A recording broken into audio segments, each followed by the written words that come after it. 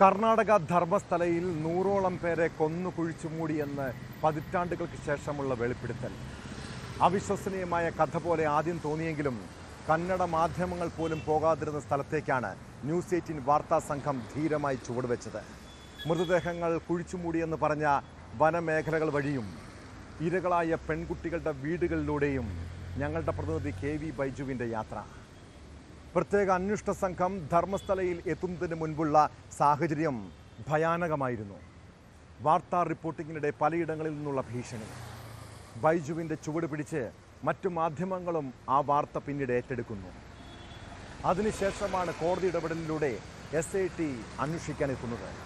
3-ാം ദിവസത്തെ പരിശോധനയിൽ ധർമ്മസ്ഥലയിൽ നിന്ന് തെളിവുകൾ കണ്ടെത്തുമ്പോൾ അതൊരു ജനതയുടെ ആശങ്കയാണ് നീക്കുന്നത്. കുഴിച്ചുമൂടിയ തെളിവുകൾ ഇനിയും കണ്ടെത്തേണ്ടതുണ്ട്. ആരൊക്കെയാണ് കൊല്ലപ്പെട്ടതെന്നറിയണം. ഒളിഞ്ഞിരിക്കുന്ന കൊലയാളികളെ പുറത്തു കൊണ്ടുവരണം. ധർമ്മസ്ഥലയിൽ ഇപ്പോൾ എന്താണ് സംഭവിക്കുന്നത്? വിശദമായി പരിശോധിക്കുകയാണ് പോലീസ് പട്രോൾ. സ്വാഗതം.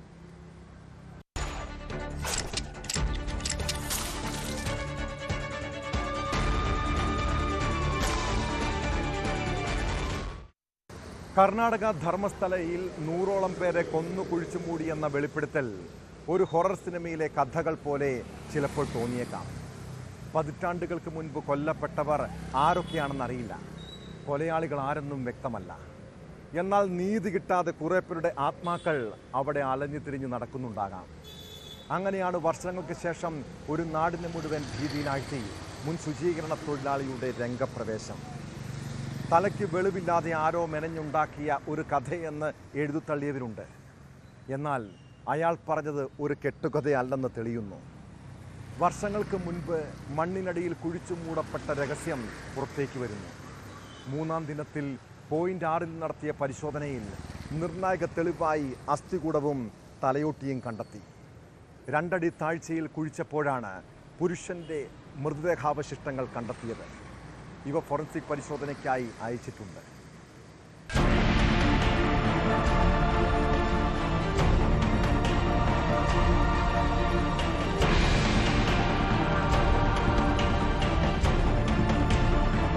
ധർമ്മസ്ഥല കൊലപാതക പരമ്പരയെ സംബന്ധിച്ചുള്ള വെളിപ്പെടുത്തലിൽ നിർണായക തെളിവുകളാണ് പ്രത്യേക അന്വേഷണ സംഘത്തിന് ലഭിച്ചത്. 3-ാം ദിനത്തിൽ SIT നടത്തിയ പരിശോധനയിൽ പോയിന്റ് 6-ൽ നിന്നാണ് തലയില്ലാത്ത അസ്ഥികൂടം കണ്ടെത്തിയത്. പിന്നീട് ഇവിടെ നടത്തിയ വിശദമായ പരിശോധനയിൽ ഒരു തലയോട്ടിയും കണ്ടെത്തി.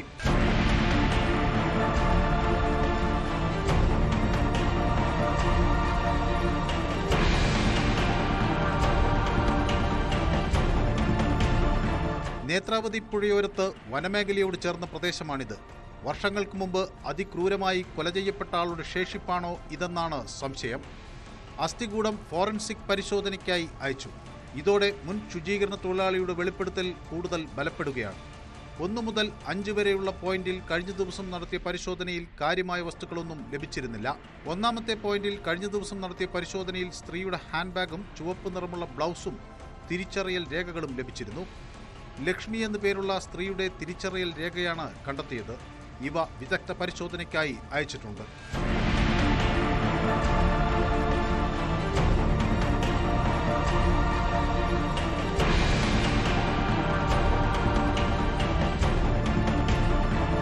JCB അടക്കമുള്ളവയും പരിശോധനയ്ക്ക് ഉപയോഗിച്ചിരുന്നു.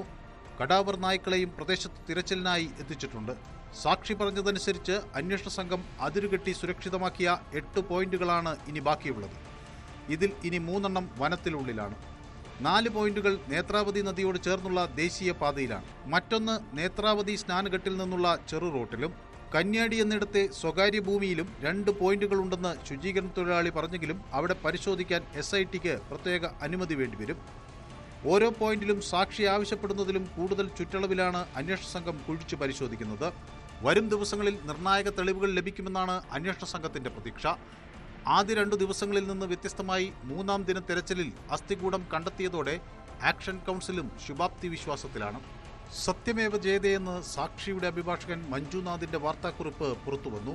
സത്യം പുറത്തുവരുമെന്നാണ് പ്രതീക്ഷയെന്ന് കോഴിക്കോട്ടെ ആക്ഷൻ കൗൺസിൽ പ്രവർത്തകരും പ്രതികരിച്ചു. ഇത്തരം വിഷയങ്ങൾ ഉയർന്നു വന്നിട്ടും കമ്മിറ്റിയെ സംബന്ധിച്ചിടത്തോളമുള്ള ഏറ്റവും പ്രധാനപ്പെട്ട കൺസേൺ എന്ന് പറയുന്നത് മലയാളികളുമായി ബന്ധപ്പെട്ട് ഇത്തരം വിഷയങ്ങൾ പുറത്തു വന്നിട്ടും ഉത്തരവാദപ്പെട്ട സംസ്ഥാന ഗവൺമെൻറ് ആ വിഷയത്തിൽ ഒരു തരത്തിലുള്ള ഇടപെടൽ നടത്തുന്നില്ല എന്നതാണ് ഏറ്റവും ഖേദകരമായിട്ടുള്ള കാര്യം.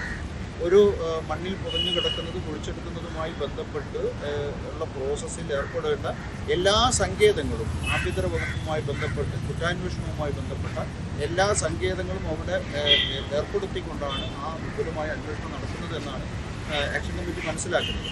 ധർമ്മസ്ഥലയിലെ കൂടുതൽ തെളിവുകൾ പുറത്തുവരുമ്പോഴും കൊലയാളികൾ മറഞ്ഞിരിക്കുകയാണ്.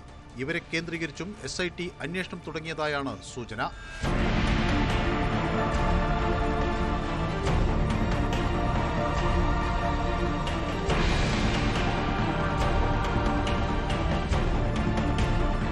ന്യൂസ് 18 ധർമ്മസ്ഥല. 3 പതിറ്റാണ്ടുകൾക്കിടെ 400ഓളം പേരുടെ തിരോധാനം, പെൺകുട്ടികളും യുവതികളും ഉൾപ്പെടെ 100-ലേറെ പേരുടെ ദുരൂഹ മരണം. ആരെയും ഭയപ്പെടുത്തുന്ന നാടാണ് കർണാടകയിലെ ധർമ്മസ്ഥല. ബലാത്സംഗത്തിന് ഇരകളായ യുവതികളുടെ മൃതദേഹങ്ങൾ പുറം ലോകമറിയാതെ കത്തിക്കാനും കുഴിച്ചു മൂടാനും താൻ കൂട്ടുനിന്നുവെന്ന് മുൻ ശുചീകരണ തൊഴിലാളിയുടെ വെളിപ്പെടുത്തൽ. 1998-നും 2014-നുമിടയിൽ ധർമ്മസ്ഥലയിലും സമീപ പ്രദേശങ്ങളിലും നടന്ന തിരോധാന കേസുകളും കൊലപാതകങ്ങളും അതോടെ ചർച്ചയായി. പിന്നീട് കോടതി വരെ നീണ്ട നിയമ പോരാട്ടം. ഒടുവിൽ പ്രത്യേക അന്വേഷണ സംഘം എത്തി തെളിവുകൾ കുഴിച്ചെടുക്കുന്നതോടെ പല രഹസ്യങ്ങളും മറന്നീക്കി പുറത്തു വരികയാണ്.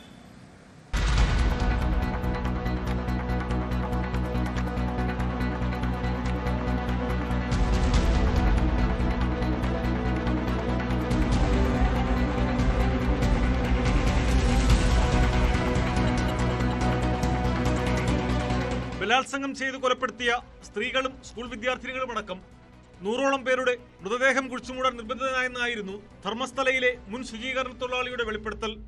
ഇത് സംബന്ധിച്ച് ന്യൂസ് 18 ആദ്യം വാർത്ത പുറത്തു കൊണ്ടുവന്നത്. വെളിപ്പെടുത്തൽ ആദ്യം പോലീസ് അവഗണിച്ചെങ്കിലും കോടതി രഹസ്യമൊഴി രേഖപ്പെടുത്തുകയും ആക്ഷൻ കൗൺസിൽ ശക്തമായി രംഗത്ത് വരികയും ചെയ്തതോടെയാണ് പ്രത്യേക അന്വേഷണ സംഘം രൂപീകരിക്കാൻ സർക്കാർ നിർബന്ധിതരായത്.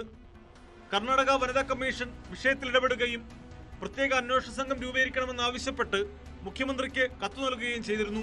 കേസിലെ ഏക സാക്ഷിയാണ് മുൻ ശുചീകരണ തൊഴിലാളി. ധർമ്മസ്ഥലയിൽ എവിടെയൊക്കെ മൃതദേഹങ്ങൾ കുഴിച്ചിട്ടിട്ടുണ്ട്, ആരാണ് ഇതിന് നിയോഗിച്ചത്, എത്ര മൃതദേഹങ്ങൾ ഇത്തരത്തിൽ കുഴിച്ചിട്ടു, ഏതു നിലയിലായിരുന്നു മൃതദേഹങ്ങൾ തുടങ്ങി നിർണായക വിവരങ്ങളാണ് ഇയാൾ SITക്ക് നൽകിയത്. സാക്ഷിയുടെ മൊഴിയെടുപ്പ് പൂർത്തിയായതോടെ വിശദമായ പരിശോധനയ്ക്ക് SIT ധർമ്മസ്ഥലയിൽ എത്തുകയായിരുന്നു. മരങ്ങൾ തിങ്ങി നിൽക്കുന്ന പ്രദേശമായതിനാൽ നിരവധി പരിമിതികൾക്കുള്ളിൽ നിന്നാണ് പരിശോധന.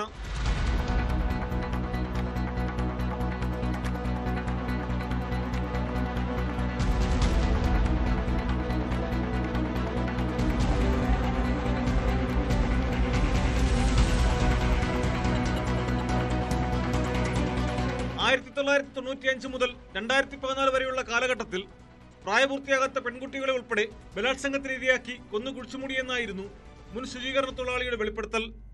സൂപ്പർവൈസർമാരുടെ ഭീഷണിക്ക് വഴങ്ങിയാണ് മൃതദേഹങ്ങൾ മറവ് ചെയ്തതെന്നും ഇയാൾ വെളിപ്പെടുത്തിയിരുന്നു. താങ്ങാനാകാത്ത മാനസിക സമ്മർദ്ദം മൂലമാണ് കാര്യങ്ങൾ തുറന്നു പറയാൻ തയ്യാറായത്. 2014 ഭീഷണിയെ തുടർന്ന് കുടുംബത്തോടൊപ്പം മറ്റൊരു സംസ്ഥാനത്തേക്ക് പലായനം ചെയ്തിരുന്നു. ആദ്യം ധർമ്മസ്ഥല പോലീസിൽ പരാതി നൽകിയെങ്കിലും തുടർ നടപടികളൊന്നും ഉണ്ടായില്ല. പിന്നീട് ബെൽത്തങ്ങാടി കോടതിയിൽ രഹസ്യമൊഴി നൽകുകയായിരുന്നു. തെളിവെടുപ്പിനായി ഇത്തരത്തിൽ കുഴിച്ചിട്ട മൃതദേഹാവശിഷ്ടമായ തലയോട്ടി ഇയാൾ കോടതിയിൽ ഹാജരാക്കിയിരുന്നു. ധർമ്മസ്ഥലയിൽ കാണാതായവരുടെയും കൊല്ലപ്പെട്ടവരുടെയും അടക്കം വിവരങ്ങളും ബന്ധുക്കളുടെ പ്രതികരണങ്ങളും ഇതിനിടെ പുറത്തു വന്നു. മലയാളികളും ധർമ്മസ്ഥലയിൽ ഇരകളായിട്ടുണ്ടെന്നാണ് പരാതി. കർണാടക DGPയുടെ മേൽനോട്ടത്തിൽ 20-അംഗ സംഘമാണ് കേസ് അന്വേഷിക്കുന്നത്. ധർമ്മസ്ഥലയിലെ മണ്ണിൽ മൂടപ്പെട്ട രഹസ്യങ്ങൾ ചുരുളഴിയുന്നതോടെ സമാനതകളില്ലാത്ത കൂട്ടക്കുരുതിയാകും പുറത്തുവരിക.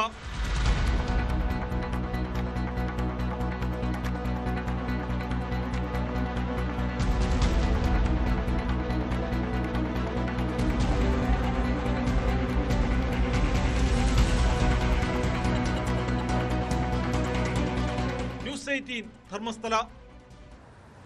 ധർമ്മസ്ഥലയിലെ കൊലപാതക പരമ്പരയിൽ മലയാളികളും ഇരകളാകപ്പെട്ടിട്ടുണ്ടോ? മുൻ ശുചീകരണ തൊഴിലാളിയുടെ വെളിപ്പെടുത്തൽ ചില സംശയങ്ങളിലേക്ക് വിരൽ ചൂണ്ടുകയാണ്. കോഴിക്കോട് താമരശ്ശേരി സ്വദേശിയായ യുവാവ് ധർമ്മസ്ഥലയിൽ വെച്ച് കഴിഞ്ഞ വർഷമുണ്ടായ ദുരനുഭവം ഇപ്പോഴും ഭീതിയോടെയാണ് ഓർത്തെടുക്കുന്നത്. യുവതിക്കൊപ്പം ബസ്സിൽ സഞ്ചരിക്കവേ ക്രൂരമർദ്ദനത്തിന് ഇരയായെന്നാണ് യുവാവ് പറയുന്നത്. തന്നെ ബസ്സിൽ നിന്നും വലിച്ചിറക്കിയായിരുന്നു മർദ്ദനം. ഒപ്പം യാത്ര ചെയ്ത മലയാളി യുവതിയെക്കുറിച്ച് പിന്നീട് വിവരങ്ങളൊന്നുമില്ലെന്നും യുവാവ് ന്യൂസ് 18നോട് വെളിപ്പെടുത്തി.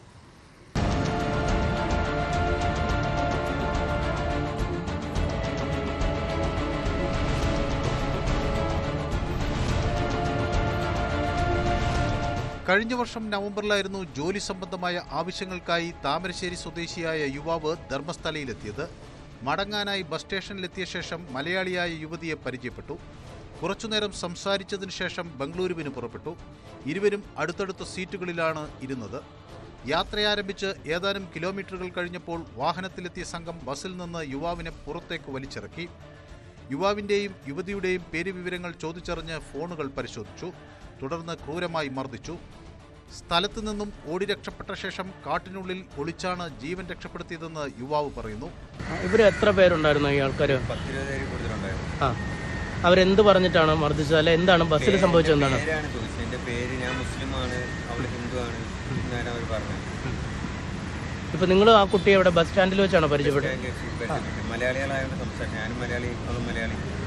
അവളെന്ത് വർക്കിന്റെ കാര്യമായിട്ട് ബംഗളൂരു പോയിരുന്നു. കുറെ നേരം സംസാരിച്ചിരുന്നോ? 10 മിനിറ്റ്. ബസ്സിൽ കയറി ബസ് അവിടെ നിന്ന് എടുത്തപ്പോൾ തന്നെ വേറെ ആൾക്കാർ സ്ഥലത്തെത്തിയപ്പോൾ കഴിഞ്ഞ പ്രദേശത്തെത്തിയപ്പോൾ ബസ് തടയുകയും ചെയ്തു.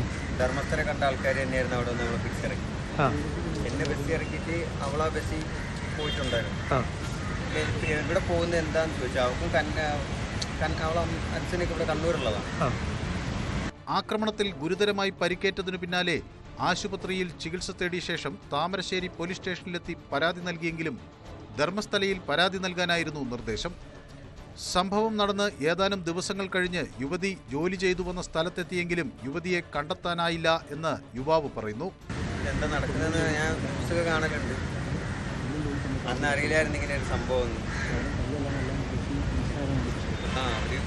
അവിടെ ഉണ്ടായിരുന്ന കടയൊക്കെ അടപ്പിച്ച് വേറെ ആളൊക്കെ ഒന്ന് സംസാരിച്ച് ഒരു വലിയ മാരകായുധങ്ങളൊക്കെ ഉണ്ടായിരുന്നു. ഞാൻ അവിടെ നിന്ന് ഓടി രക്ഷപ്പെടുകയാണ് ചെയ്തു.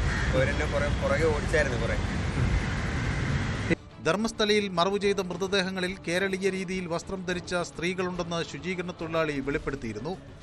കൊല ചെയ്യപ്പെട്ടവരിൽ മലയാളികൾ ഉണ്ടോ എന്ന് കണ്ടെത്താനായി കോഴിക്കോട് കേന്ദ്രമാക്കി 2 ആക്ഷൻ കമ്മിറ്റികളും നിലവിൽ വന്നിട്ടുണ്ട്. മലയാളികളുടെ തിരോധാനത്തിൽ അന്വേഷണം ആവശ്യപ്പെട്ട് കേന്ദ്ര സംസ്ഥാന സർക്കാരുകൾക്കും മനുഷ്യാവകാശ കമ്മീഷനുകൾക്കും ആക്ഷൻ കമ്മിറ്റികൾ പരാതി നൽകിയിരുന്നു. കർണാടക മുഖ്യമന്ത്രിയെ നേരിൽ കണ്ട് പരാതി നൽകാനും ഭാരവാഹികൾ തീരുമാനിച്ചിട്ടുണ്ട്.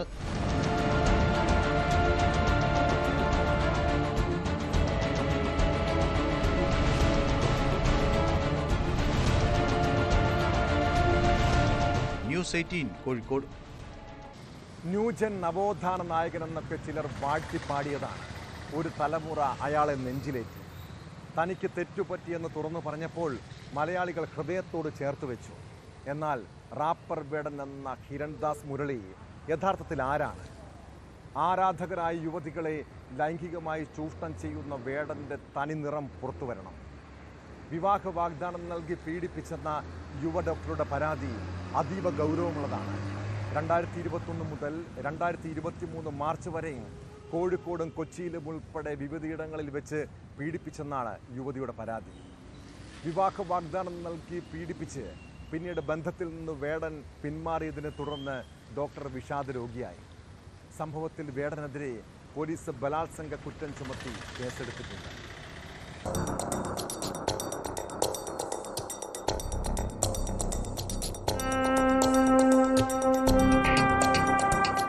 PGക്ക് പഠിക്കുന്ന സമയത്ത് വേടനോടുള്ള ആരാധന കാരണം ഇൻസ്റ്റഗ്രാമിലൂടെയാണ് യുവതി അയാളെ പരിചയപ്പെട്ടത്.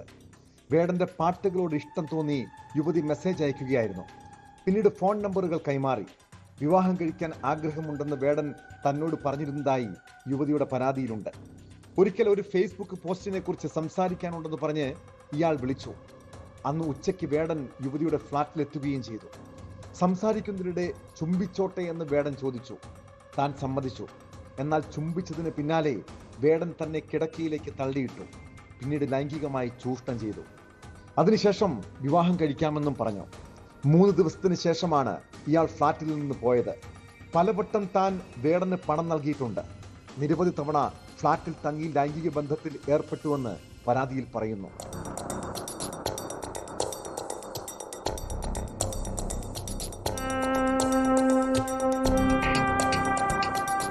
2022 താൻ കൊച്ചിയിൽ ജോലിയിൽ പ്രവേശിച്ച സമയത്താണ് ഫ്ളാറ്റിൽ വേടനെത്തി ദിവസങ്ങളോളം തങ്ങിയത്.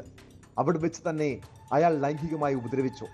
2023 മാർച്ചിൽ സുഹൃത്തിന്റെ ഫ്ളാറ്റിൽ വെച്ചും ലൈംഗികമായി പീഡിപ്പിച്ചു. ജൂലൈ 14 കൊച്ചിയിലെ ഹോട്ടലിൽ സംഗീത നിശയിൽ പങ്കെടുക്കാനെത്തുമെന്ന് പറഞ്ഞാണ് മടങ്ങിയത്. എന്നാൽ വന്നില്ല. തുടർന്ന് താൻ വേടന്റെ സുഹൃത്തുക്കളെ വിളിച്ചു.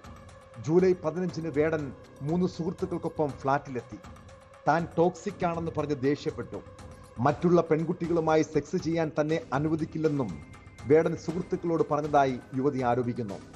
നമുക്ക് പിരിയാമെന്ന് പറഞ്ഞ് വേടൻ ഫ്ളാറ്റിൽ നിന്ന് മടങ്ങിയെന്നും പരാതിയിലുണ്ട്.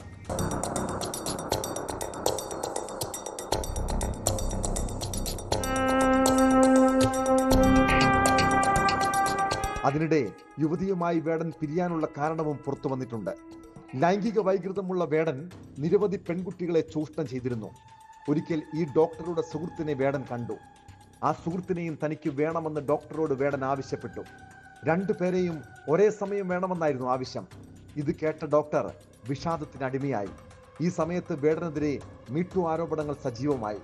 ഇതോടെയാണ് ഡോക്ടർ വേടന്റെ സ്വഭാവ വൈകൃതം തിരിച്ചറിഞ്ഞത്. പരാതിക്കും കേസിനും പിന്നാലെ വനിതാ ഡോക്ടർക്കെതിരെ അതിരൂക്ഷ സൈബർ ആക്രമണം നേരിടുന്നുവെന്ന് അഭിഭാഷക ആരോപിച്ചു. പരാതിക്കാരി പരാതി ഉന്നയിച്ചത് മുതൽ വളരെ സങ്കീർണമായ മാനസികാവസ്ഥയിൽ കൂടിയാണ് കടന്നു കൊണ്ടുവന്നത്. കാരണം 2 ദിവസമായിട്ട് കണ്ടിന്യൂസ് ആയിട്ട് ത്രെറ്റനിങ് കോൾസും അതുപോലെ തന്നെ അവരുടെ വീട്ടിലേക്ക് അതിക്രമിച്ച് കയറുകയും അതുപോലെ തന്നെ അവരുടെ പ്രൈവസിയുമായിട്ട് ബന്ധപ്പെട്ട വിഷയങ്ങളെല്ലാം തന്നെ റിവീൽ ചെയ്യുന്ന വിധത്തിലാണ് മാധ്യമങ്ങളിലും വാർത്തകൾ ഇന്ന് റിപ്പോർട്ട് ചെയ്ത് കണ്ടത്. സോ അവർ വളരെ ഒരു ശക്തമായ മാനസിക സംഘർഷത്തിലാണ്. മാത്രമല്ല അവരുടെ വീട്ടിലേക്ക് പലരും അതിക്രമിച്ച് കയറുകയുണ്ടായി. സോ അപ്പോൾ അതുകൊണ്ടാണ് ഇത്തരത്തിലൊരു പോലീസ് പ്രൊട്ടക്ഷൻ ഓർഡറും കൂടെ മൂവ് ചെയ്യാൻ വേണ്ടി പോലീസ് പ്രൊട്ടക്ഷന് വേണ്ടി തന്നെ കോടതിയെ സമീപിക്കേണ്ട ഒരു സിറ്റുവേഷൻ ഉണ്ടായത്. വേടനെതിരായ ബലാത്സംഗ പരാതി അന്വേഷണത്തിന്റെ പ്രാഥമിക ഘട്ടത്തിലാണെന്നും വേണ്ട നടപടി സ്വീകരിക്കുമെന്നും Kochi city police commissioner Putta Vimaladitya പറഞ്ഞു. IPC 376, 376 2N എന്നീ സെക്ഷനുകൾ പ്രകാരമാണ് വേടനെതിരെ പോലീസ് കേസെടുത്തിരിക്കുന്നത്. തെളിവുകൾ ലഭിച്ചാൽ അതനുസരിച്ച് കൂടുതൽ വകുപ്പുകൾ ചുമത്തും.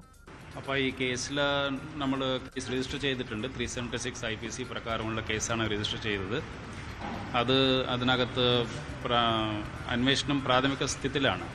സോ ഇതിൻ്റെ എല്ലാ രീതിയിലുള്ള നിയമ നടപടികൾ നമ്മൾ എടുത്തിട്ട് ബാക്കി അനന്തര നടപടികൾ ചെയ്യും. അതിനകത്ത് കുറച്ച് സാമ്പത്തികമായിട്ടുള്ള ട്രാൻസാക്ഷൻസ് ഉണ്ട് എന്ന കാര്യങ്ങൾ കൂടെ കംപ്ലൈൻറ്റിലുണ്ട്. ആ കാര്യങ്ങൾ കൂടെ നമ്മൾ നോക്കി ഇപ്പോൾ അങ്ങനെ ഒന്നും ആഡ് ചെയ്തിട്ടില്ല. അതിൻ്റെ ബാക്കി എന്തെങ്കിലും തെളിവുകളോ മറ്റോ കിട്ടിയാൽ നമുക്ക് അതിനകത്ത് എന്തെങ്കിലും ഉണ്ടെങ്കിൽ ആഡ് ചെയ്യാം. വേടനുമായുള്ള ബന്ധം വ്യക്തമാക്കുന്ന തെളിവുകൾ യുവതി പോലീസിന് കൈമാറിയിട്ടുണ്ട്. യുവ ഡോക്ടറുടെ പരാതിയിൽ വേടനെതിരെ ബുധനാഴ്ച രാത്രിയാണ് തൃക്കാക്കര പോലീസ് കേസെടുത്തത്. അതിനിടെ വേടൻ ഒളിവിൽ പോയെന്നാണ് വിവരം.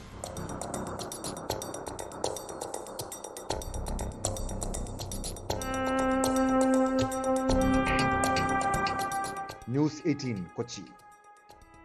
മലപ്പുറത്ത് ബസ്സിൽ വെച്ച് ലൈംഗിക അതിക്രമത്തിന് ഇരയായ പെൺകുട്ടിക്ക് ഇപ്പോഴും ആ ദിവസത്തെക്കുറിച്ച് ഓർക്കുമ്പോൾ ഉള്ളിൽ ഭയമാണ്. തനിക്ക് നേരെ അതിക്രമം ഉണ്ടായിട്ടും ഒരാൾ പോലും സഹായത്തിനെത്തിയില്ല. പീഡന വിവരം അറിയിച്ചിട്ടും ബസ് ജീവനക്കാർ യാതൊരു നടപടിയും എടുത്തില്ല. ആക്രമിക്ക് രക്ഷപ്പെടാൻ സാഹചര്യമൊരുക്കിയത് ബസ് ജീവനക്കാരെന്നാണ് പെൺകുട്ടിയുടെ ആരോപണം. കഴിഞ്ഞ ദിവസമാണ് വളാഞ്ചേരി തിരൂർ റൂട്ടിലോടുന്ന ബസ്സിൽ വെച്ച് കോളേജ് വിദ്യാർത്ഥിനിക്ക് ദുരനുഭവം ഉണ്ടായത്. സംഭവത്തിൽ ബസ് ജീവനക്കാർക്കെതിരെയും പോലീസ് കേസെടുത്തിരുന്നു. എന്നാൽ അതിക്രമം കാട്ടിയ ആളെ ഇതുവരെയും കണ്ടെത്താനായിട്ടില്ല.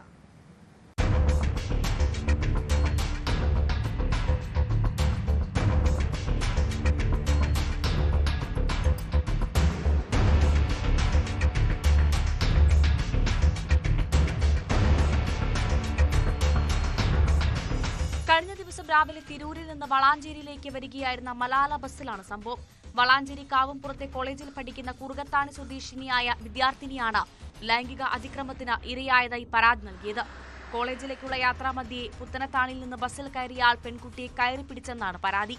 പീഡന വിവരം അറിയിച്ചിട്ടും ബസ് ജീവനക്കാർ നടപടിയെടുത്തില്ലെന്നും പ്രതിയെ പോലീസിന് കൈമാറിയില്ലെന്നും വിദ്യാർത്ഥിനി പറഞ്ഞു. തെറ്റ് ചെയ്തിട്ടില്ല എന്നുണ്ടെങ്കിൽ അയാൾക്ക് സോറി പറയേണ്ട ആവശ്യമില്ലല്ലോ. ഇയാൾ വീണ്ടും സോറി അറിയാൻ തുടങ്ങി. അങ്ങനെ കണ്ടക്ടർ വന്നിട്ട് ഇയാളെ ബസ്സിൻ്റെ ബാക്കിലോട്ട് കൊണ്ടുപോയിട്ട് ഇയാൾ പിന്നെ കുറച്ച് കഴിഞ്ഞപ്പോൾ, അതായത് സ്റ്റാൻഡിൽ എത്തുന്നതിന് മുന്നേ കണ്ടക്ടർ വന്നിട്ട് ചോദിച്ച് ഇങ്ങനെ ഒരു സംശയം തോന്നിയിട്ടുണ്ട് എന്നുണ്ടെങ്കിൽ ഇങ്ങനെ പറയേണ്ടിയിരുന്നില്ലേ. അപ്പോൾ ഞാൻ പറഞ്ഞു തോന്നിയപ്പോഴാണല്ലോ ഞാൻ അയാളോട് നേരിട്ട് റിയാക്ട് ചെയ്ത്, കണ്ടക്ടറോട് പറയേണ്ട ആവശ്യമില്ലല്ലോ. ഞാൻ റിയാക്ട് ചെയ്തപ്പോഴും നിങ്ങളെല്ലാവരും നോക്കി നിൽക്കണില്ലേ എന്ന് ഞാൻ ചോദിച്ചിട്ടുണ്ടായിരുന്നു. അവിടെ കണ്ടക്ടർ കണ്ടിട്ടുണ്ടായിരുന്നു, ഡ്രൈവർ പറഞ്ഞത് ഞാൻ അറിഞ്ഞിട്ടില്ല എന്നാണ്. കണ്ടക്ടർ മൂന്നിലൊരാൾ, ഇപ്പോൾ ക്ലീനർ ഉണ്ടാവും, കണ്ടക്ടർ ഉണ്ടാവും, ഡ്രൈവർ ഉണ്ടാവും, മൂന്നിലൊരാൾ അറിഞ്ഞിട്ടുണ്ടല്ലോ. ഇപ്പോൾ ഇത് പെൺകുട്ടി പരാതിപ്പെട്ടതോടെ ബസ് ജീവനക്കാർ ചോദ്യം ചെയ്തപ്പോൾ ബാഗ് ദേഹത്ത് തട്ടിയതാണെന്നും മാപ്പ് പറഞ്ഞെന്നുമാണ് ആരോപണ വിധേയൻ പറഞ്ഞത്. ഇതേ തുടർന്ന് ഇയാളെ മാറ്റിയിരുത്തുകയും ചെയ്തു. കാവുംപുറത്ത് ബസ് ഇറങ്ങേണ്ട പെൺകുട്ടി പോലീസിൽ പരാതി നൽകുന്നതിനായി വളാഞ്ചേരി വരെ യാത്ര ചെയ്തെങ്കിലും വളാഞ്ചേരി എത്തിയപ്പോൾ ഇയാൾ കാവുംപുറത്ത് ഇറങ്ങിയതായി ബസ് ജീവനക്കാർ പറയുകയായിരുന്നു. സമയമില്ലെന്ന് പറഞ്ഞു തന്നെ സ്റ്റാൻഡിൽ ഇറക്കി വിട്ടു പോയെന്നും പെൺകുട്ടി ആരോപിക്കുന്നു. ക്ലാസ്സിൽ ദുഃഖിച്ചിരിക്കുന്നത് കണ്ട് വിവരം തിരക്കിയ അധ്യാപകരാണ് സംഭവം വീട്ടുകാരെ അറിയിച്ചത്.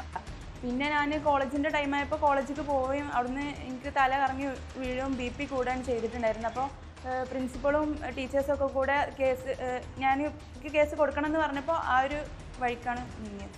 വീട്ടുകാർ ഇടപെട്ടതോടെയാണ് വിദ്യാർത്ഥിനി പരാതി നൽകിയത്. അതേസമയം ബസ്സിൽ വെച്ച് പരാതിയുള്ളതായി പെൺകുട്ടി പറഞ്ഞില്ലെന്നും അതുകൊണ്ടാണ് കേസുമായി മുന്നോട്ട് പോകാതിരുന്നതെന്നുമാണ് ബസ് ജീവനക്കാരുടെ വാദം.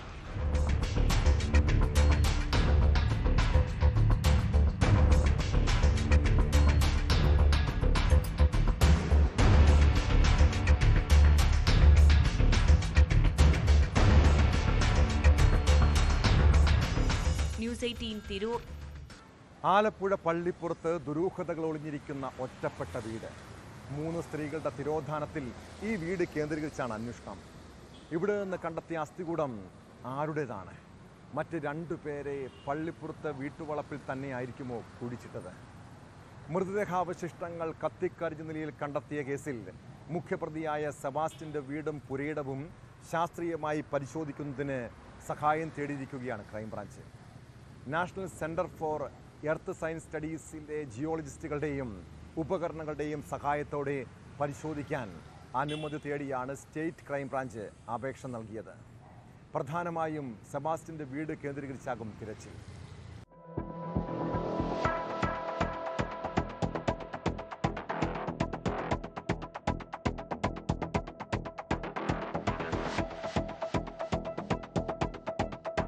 നിസാമുദ്ദീൻ എന്ന 15 വയസ്സുകാരനെ കാണാതായ സംഭവത്തിന്റെ ദുരൂഹതയുടെ ചുരുളഴിക്കാനാണ് കേരള പോലീസ് ആദ്യമായി NCSSലെ ജിയോളജിസ്റ്റുകളുടെ സഹായം തേടുന്നത്. കുട്ടിയെ ഏറ്റവും ഒടുവിൽ കണ്ട പുരയിടത്തിലായിരുന്നു ഭൂമിക്കടിയിലേക്ക് 25 മീറ്റർ വരെ സ്കാൻ ചെയ്യാനാകുന്ന ഉപകരണങ്ങൾ ഉപയോഗിച്ചുള്ള പരിശോധന. പക്ഷേ 1 ഏക്കറോളം സ്ഥലം പരിശോധനയ്ക്ക് വിധേയമാക്കേണ്ടി വരുമെന്നതിനാൽ വിജയകരമായി ഈ സംവിധാനം അന്ന് ഉപയോഗിക്കാൻ കഴിയാതെ പോയി.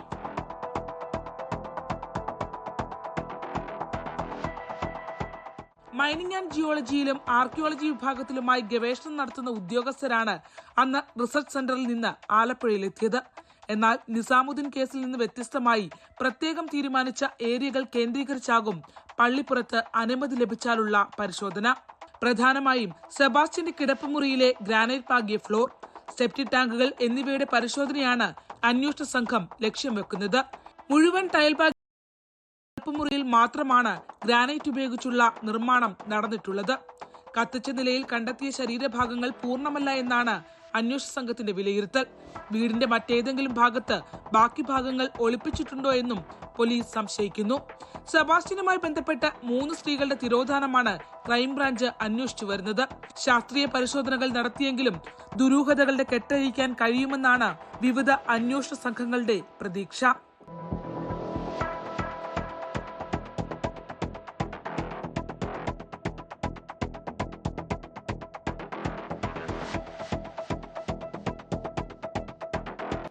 ശരണ്യ സ്നേഹജൻ, ന്യൂസ് 18 ആലപ്പുഴ. കേരളം അക്രമികളുടെ നാടായി മാറുകയാണോ? പട്ടാപ്പകൽ പോലും കത്തിക്കുത്തും ആക്രമണവും അരങ്ങേറുന്നു. ആലപ്പുഴ KSRTC ബസ് സ്റ്റാൻഡിൽ ആളുകൾ നോക്കി നിൽക്കെയാണ് യുവാവിനെ കുത്തിക്കൊലപ്പെടുത്താൻ ശ്രമിച്ചത്. കണ്ണൂർ സ്വദേശി റിയാസിനെ ആക്രമിച്ച കേസിൽ തിരുവനന്തപുരം സ്വദേശികളായ CB, വിഷ്ണുലാൽ എന്നിവരെ പോലീസ് അറസ്റ്റ് ചെയ്തു. പ്രതികളുടെ സഹോദരിയെ ശല്യപ്പെടുത്തിയത് താക്കീത് ചെയ്തിട്ടും പിന്മാറാത്തതാണ് കത്തിക്കുത്തിൽ കലാശിച്ചതെന്നാണ് വിവരം. കൊലപ്പെടുത്തുക എന്ന ഉദ്ദേശത്തോടെ റിയാസിനെ അന്വേഷിച്ചെത്തിയ സംഘം ആക്രമണം നടത്തുകയായിരുന്നുവെന്ന് പോലീസ് പറയുന്നു.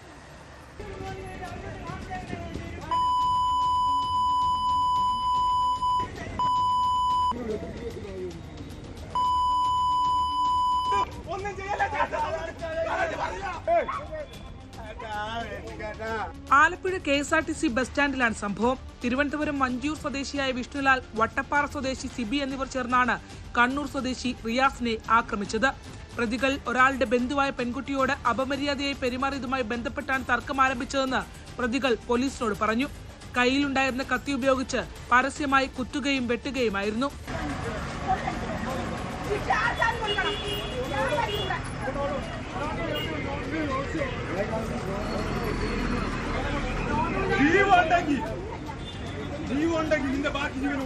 റിയാസിനെ ഫോണിൽ വിളിച്ച പ്രതികൾ ആലപ്പുഴയിലെത്താൻ നിർദ്ദേശിക്കുകയായിരുന്നു. പൊതുജനങ്ങൾ നോക്കി നിൽക്കുകയായിരുന്നു ആക്രമണം. ഒടുവിൽ പോലീസ് എത്തിയാണ് ഇരുവരെയും പിടിച്ചുമാറ്റിയത്. ഗുരുതരമായി പരിക്കേറ്റ റിയാസിനെ ആലപ്പുഴ ജനറൽ ആശുപത്രിയിൽ പ്രവേശിപ്പിച്ചു.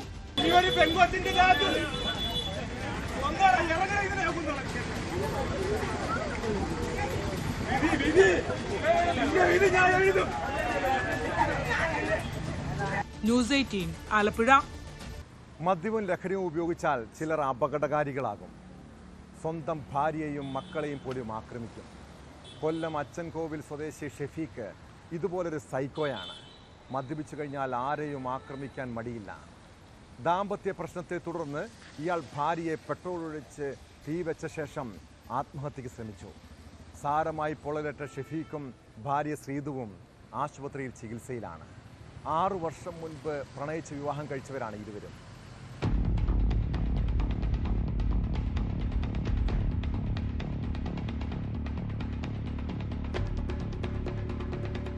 അച്ചൻകോവിൽ സ്വദേശി ഷെഫീഖാണ് ഭാര്യ ശ്രീതുവിനെ കൊലപ്പെടുത്താൻ ശ്രമിച്ചത്. തുടർന്ന് ഇയാൾ ആത്മഹത്യക്ക് ശ്രമിക്കുകയായിരുന്നു. ഷെഫീഖ് മദ്യപിച്ചെത്തി വീട്ടിൽ സ്ഥിരമായി പ്രശ്നങ്ങൾ ഉണ്ടാക്കുമായിരുന്നെന്ന് നാട്ടുകാർ പറയുന്നു. ഇത് സംബന്ധിച്ച് ഭാര്യ അച്ചൻകോവിൽ പോലീസിൽ പരാതി നൽകുകയും ചെയ്തു. പരാതിയുടെ അടിസ്ഥാനത്തിൽ ഉച്ചയ്ക്ക് 12 മണിയോടെ ഇരുവരെയും സ്റ്റേഷനിൽ വിളിപ്പിക്കുകയും പ്രശ്നം ഒത്തുതീർപ്പാക്കി വീട്ടിലേക്ക് വിടുകയും ഉണ്ടായി. വീട്ടിലെത്തിയ ശേഷം ഷെഫീഖ് വീണ്ടും വഴക്കുണ്ടാക്കുകയും പ്രകോപിതനായി ഭാര്യയുടെ ദേഹത്ത് പെട്രോൾ ഒഴിച്ച് തീ കൊളുത്തുകയുമായിരുന്നു. തുടർന്നാണ് ഇയാളും ആത്മഹത്യക്ക് ശ്രമിച്ചത്.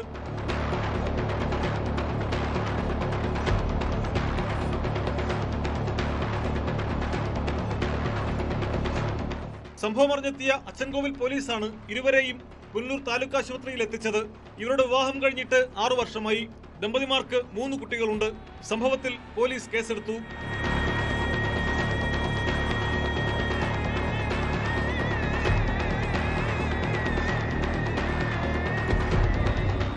ന്യൂസ് 18 പുനലൂർ. ഗുണ്ടാ സംഘങ്ങൾ നാട്ടിൽ ഭീകരാന്തരീക്ഷം സൃഷ്ടിക്കുകയാണ്. രാത്രി സമയങ്ങളിൽ പലയിടത്തും ആക്രമണം നടത്തുന്നു. പത്തനംതിട്ട പന്തളത്ത് തട്ടുകടയിൽ കയറി ഗുണ്ടാ സംഘം ആക്രമണം നടത്തിയത് ഭക്ഷണം കഴിച്ച പണം ചോദിച്ചതിൻ്റെ പേരിലാണ്. ആക്രമികൾ തട്ടുകടയും തല്ലിത്തകർത്തു. ആക്രമണത്തിൽ ഗുരുതരമായി പരിക്കേറ്റ കടയുടമ പന്തളം സ്വദേശി ശ്രീകാന്ത് സ്വകാര്യ ആശുപത്രിയിൽ ചികിത്സയിലാണ്. സംഭവത്തിന് ശേഷം ഒളിവിൽ പോയ പ്രതികൾക്കായി പോലീസ് അന്വേഷണം ഊർജിതമാക്കി.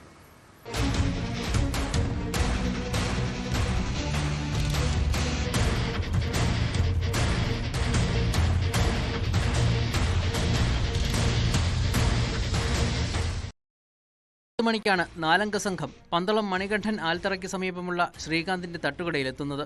ഈ സമയം ശ്രീകാന്തിന്റെ സഹോദരൻ ശ്രീനാഥാണ് കടയിലുണ്ടായിരുന്നത്. 3 ചായയും 3 ഓംലെറ്റും ഇവർ ആവശ്യപ്പെട്ടു. 2 ചായയും 2 ഓംലെറ്റും മാത്രമാണ് സംഘം കഴിച്ചത്.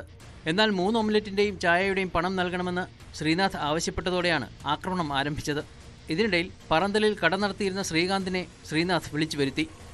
ആദ്യമെത്തിയവർക്കൊപ്പം കൂടുതൽ പേരെത്തി ശ്രീകാന്തിനെയും ആക്രമിച്ചെന്നാണ് പരാതി. കട പൂർണ്ണമായും തല്ലി തകർത്തു. പോലീസ് സ്ഥലത്തെത്തിയപ്പോൾ 10ഓളം വരുന്ന സംഘം ഓടി രക്ഷപ്പെടുകയായിരുന്നു. ഒരു 10-25 കഴിയുമ്പോൾ എൻ്റെ കട സ്റ്റാഫിനെ വിളിച്ചിട്ട് പറഞ്ഞു, ഇതുപോലെ ചേട്ടച്ചാരെ തല്ലി 2-3 പിള്ളേരെ ഭയങ്കര പ്രശ്നമായി, ഇപ്പം അങ്ങോട്ട് പോയി കോളനിയുടെ ഭാഗത്തോട്ട് പോയെന്ന് പറഞ്ഞു. ഇത് കേട്ടോണ്ട് എനിക്ക് പേടി. കാര്യം ചേട്ടച്ചാർക്ക് ഒന്നാതെ ഈ ഫിക്സൊക്കെ ഇടയ്ക്ക് വരുന്നതാണ്, ന്യൂറോ സർജറി കഴിഞ്ഞാൽ. ഞാൻ അവിടെ നിന്ന് സ്കൂട്ടർ നേരെ കടയിൽ വന്ന് നിന്നപ്പോൾ ഉണ്ട് ഒരു 10-12 പേര് നമ്മുടെ ആ ആൽത്തറ ജംഗ്ഷൻ്റെ അവിടെ നിന്ന് വരുന്നു. പിള്ളേർ സെറ്റ് ഒരു 17, 18, 20 വയസ്സുള്ളവർ. യുവന്മാർ വന്ന് എൻ്റെ കടയുടെ ഫ്രണ്ടിൽ നിരന്ന് നിൽക്കുക.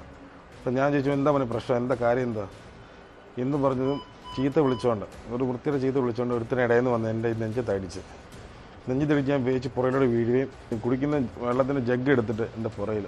ഇപ്പം ബാക്കിയുള്ളവന്മാർ കയറി കടയിലെ പല സാധനങ്ങൾ അങ്ങോട്ടും ഇങ്ങോട്ടും വലിച്ചെറിയുക. എൻ്റെ ചേട്ടച്ചാരുണ്ടാവുന്നു, അവനെ പിടിച്ചെടുത്തല്ല. ദൈവത്തിൻ്റെ ഭാഗ്യം എന്ന് പറഞ്ഞാൽ അവൻ പോയി ആ ഫ്രിഡ്ജിൽ കയറി പിടിച്ചു. ഇല്ലെങ്കിൽ അവൻ താഴെ വീണായിരുന്നു. വീണ്ടും ഒരു ഓപ്പറേഷനോട് വണ്ടി വന്നതിനെ പകരം. തലയ്ക്ക് ഗുരുതരമായി പരിക്കേറ്റ ശ്രീകാന്ത് പന്തളത്തെ സ്വകാര്യ ആശുപത്രിയിൽ ചികിത്സയിലാണ്. ഉള്ളന്നൂർ പാണിൽ മേഖലയിലുള്ള സ്ഥിരം ഗുണ്ടാസംഘമാണ് ആക്രമണത്തിന് പിന്നിലെന്ന് സംശയമുള്ളതായി പന്തളം പോലീസ് പറഞ്ഞു. പ്രതികൾക്കായി പോലീസ് വ്യാപകമായ അന്വേഷണം ആരംഭിച്ചു.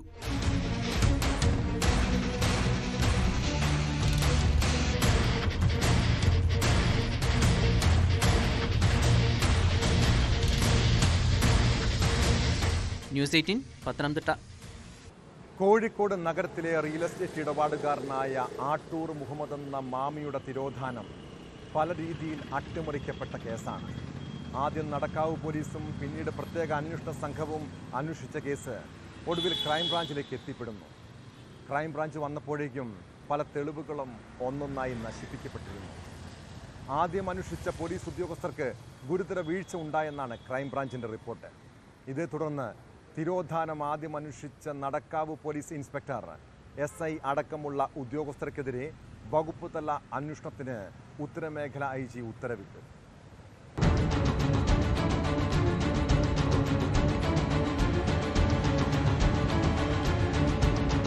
മാമി തിരോധന കേസ് അന്വേഷണത്തിന്റെ ആദ്യഘട്ടത്തിൽ അന്വേഷണം നടത്തിയ ഉദ്യോഗസ്ഥർക്ക് ഗുരുതരമായ വീഴ്ച പറ്റിയതായാണ് ക്രൈംബ്രാഞ്ചിന്റെ കണ്ടെത്തൽ. നടക്കാവ് SI ബിനു മോഹനായിരുന്നു കേസ് അന്വേഷണം നടത്തിയത്. ഇൻസ്പെക്ടർ PK ജിജീഷ് അന്വേഷണ മേൽനോട്ടവും നിർവഹിച്ചു. ഇവരടക്കം 4 പേർക്കെതിരെയാണ് വകുപ്പുതല അന്വേഷണത്തിന് ഉത്തരമേഖല IG രാജ്പാൽ മീണ ഉത്തരവിട്ടിരിക്കുന്നത്. കേസ് അന്വേഷണത്തിന്റെ പ്രാരംഭഘട്ടത്തിൽ CCTV ദൃശ്യങ്ങൾ ശേഖരിക്കാനടക്കം ശ്രമം നടത്തിയില്ല. കാണാതാവുന്നതിന് തൊട്ടു മുൻപ് മാമി നടത്തിയ ഇടപാടുകളടക്കം പരിശോധിക്കുന്നതിലും വീഴ്ചയുണ്ടായെന്ന് ക്രൈംബ്രാഞ്ച് റിപ്പോർട്ടിൽ ചൂണ്ടിക്കാട്ടുന്നു. ക്രമസമാധാന ചുമതലയ്ക്ക് പുറത്തുള്ള അസിസ്റ്റന്റ് കമ്മീഷണർക്കാണ് വകുപ്പുതല അന്വേഷണത്തിന്റെ ചുമതല. 60 ദിവസത്തിനുള്ളിൽ റിപ്പോർട്ട് നൽകണമെന്നും ഉത്തരവിൽ പറയുന്നു.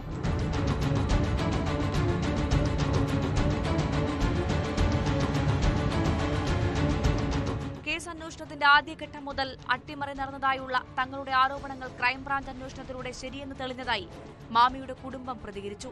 നിലവിൽ വകുപ്പുതല അന്വേഷണം താഴെത്തട്ടിലുള്ള ഉദ്യോഗസ്ഥർക്കെതിരെ മാത്രമാണ്. ഇപ്പോൾ അന്വേഷണത്തിന് ഉത്തരവിട്ട രാജ്പാൽ മീണയായിരുന്നു അന്നത്തെ കമ്മീഷണർ. അന്വേഷണ വീഴ്ചയുടെ ഉത്തരവാദിത്വത്തിൽ നിന്ന് രാജ്പാൽ മീണയ്ക്കും ഒഴിഞ്ഞുമാറാനാവില്ല.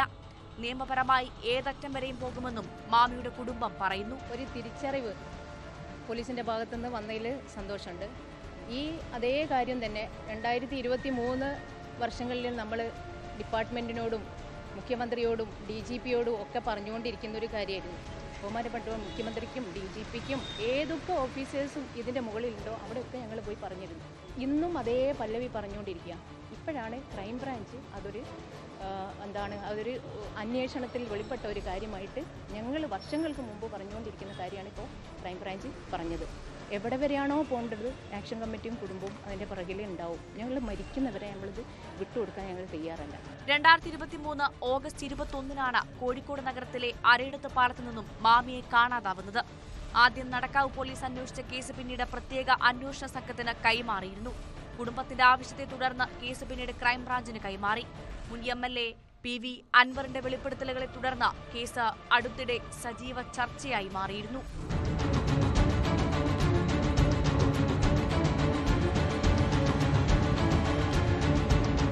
ന്യൂസ് 18 കോഴിക്കോട്.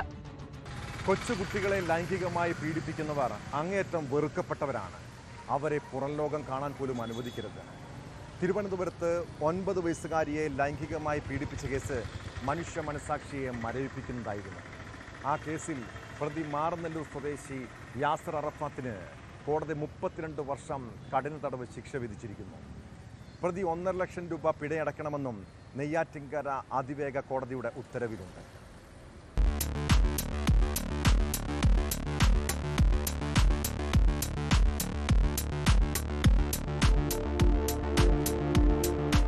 മാറനല്ലൂർ കണ്ടല മുത്താണ്ടിക്കോവിൽ യാസർ മൻസിലിൽ യാസർ അറാഫത്തിനെയാണ് 32 വർഷം കഠിന തടവിനും 1.5 ലക്ഷം രൂപ പിഴയടയ്ക്കാനും ശിക്ഷിച്ചത്.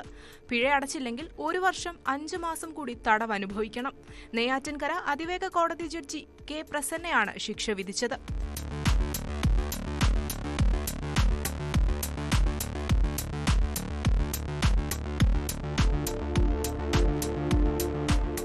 IPC പോക്സോ വകുപ്പുകൾ പ്രകാരമാണ് ശിക്ഷ.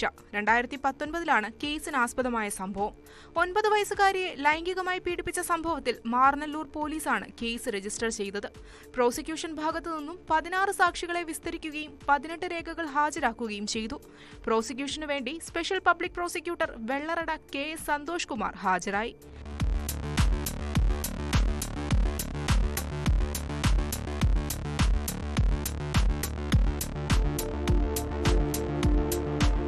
ന്യൂസ് 18 നെയ്യാറ്റിൻകര. കൊല്ലത്ത് വാഹന പാർക്കിങ്ങിനെ ചൊല്ലി ഉണ്ടായ ആക്രമണമാണ് പോലീസ് പട്രോളിനെ പരിശോധിക്കുന്നത്. കഴിഞ്ഞ ദിവസം വൈകിട്ടാണ് യുവാവിനെ ആക്രമിക്കുകയും തടസ്സം പിടിക്കാനായി എത്തിയയാൾക്ക് കുത്തേൽക്കുകയും ചെയ്തത്. കേസിൽ 2 പേർ പോലീസിന്റെ പിടിയിലായി. കല്ലുവാതുക്കൽ സ്വദേശി അഭിലാഷ്, ചാത്തന്നൂർ സ്വദേശി രജീഷ് എന്നിവരെയാണ് അറസ്റ്റ് ചെയ്തത്. പരുക്കേറ്റ മുകേഷിനെ ആശുപത്രിയിൽ പ്രവേശിപ്പിച്ചു. അഭിലാഷും രജീഷും തമ്മിലുണ്ടായ സംഘർഷത്തിൽ ഇടപെട്ടപ്പോഴാണ് മുകേഷിന് കുത്തേറ്റത്.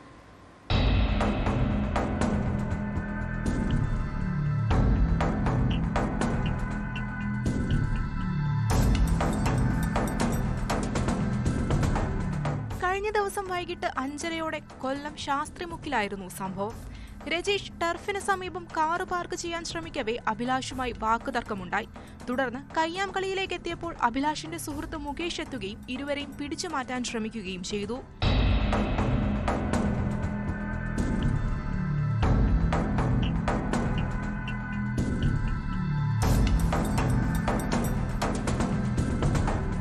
തടസ്സം പിടിക്കുന്നതിനിടയിൽ രജീഷ് കയ്യിൽ കരുതിയിരുന്ന മൂർച്ചയേറിയ ആയുധം ഉപയോഗിച്ച് മുകേഷിനെ കുത്തുകയായിരുന്നു. ആക്രമണത്തിൽ മുകേഷിന്റെ വയറിലും കൈക്കും പരിക്കേറ്റു. മുകേഷിനെ പാരിപ്പള്ളി മെഡിക്കൽ കോളേജ് ആശുപത്രിയിലും തുടർന്ന് കൊല്ലത്തെ സ്വകാര്യ ആശുപത്രിയിലും പ്രവേശിപ്പിച്ചു.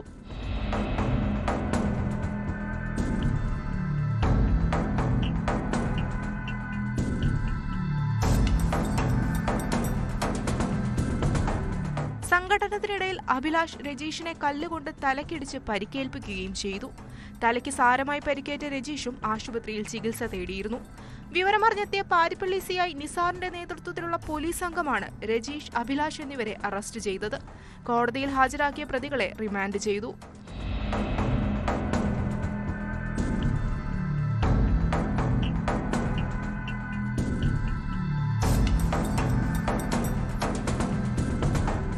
ന്യൂസ് 18 കൊട്ടാരക്കര. തിരുവനന്തപുരം ജവഹർ നഗറിലെ കോടികളുടെ വീട് തട്ടിയെടുത്ത കേസിൽ മുഖ്യപ്രതിയും കോൺഗ്രസ് നേതാവുമായ അനന്തപുരി മണികണ്ഠന്റെ മൊഴി പുറത്ത്. വ്യാജ ഇടപാടിലൂടെ വസ്തു കൈക്കലാക്കിയ ചന്ദ്രസേനന്റെ മരുമകനു വേണ്ടിയാണ് തട്ടിപ്പ് നടത്തിയതെന്നാണ് വെളിപ്പെടുത്തൽ. വ്യാജ പ്രമാണം നിർമ്മിച്ചതിൽ കുറ്റസമ്മതം നടത്തിയ മണികണ്ഠൻ ഉദ്യോഗസ്ഥ സഹായം ലഭിച്ചിട്ടുണ്ടോ എന്ന കാര്യത്തിൽ പോലീസിന് വ്യക്തമായ മറുപടി നൽകിയിട്ടില്ല. കോടതിയിൽ ഹാജരാക്കി റിമാൻഡ് ചെയ്ത പ്രതിയെ വിശദമായ തെളിവെടുപ്പിനായി മ്യൂസിയം പോലീസ് അടുത്ത ദിവസം കസ്റ്റഡിയിൽ വാങ്ങും.